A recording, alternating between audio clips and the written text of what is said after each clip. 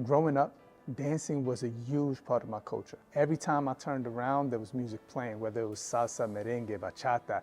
Everybody could dance and everybody could move to the beat.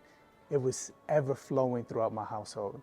And everybody danced so well that we learned how to dance around our issues. And we never learned how to be direct. People's acknowledgement and acceptance of your emotions plays a crucial role in fostering respect. If this isn't the case, establishing boundaries becomes imperative.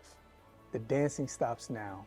In my program, Setting Your Boundaries, I help audiences identify needs and wants in relationships, do the investigation process of what needs to be done to achieve this, and then also develop strategies so that you can confront your fears.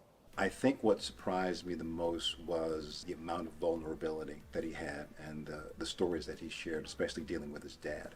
Once you put yourself out there like that, people can't help but empathize and want to do the same in that setting if you ask them to, because you've already set the example that this is a place where you can share those kinds of stories. I hate the phrase safe space, but essentially that's what it is.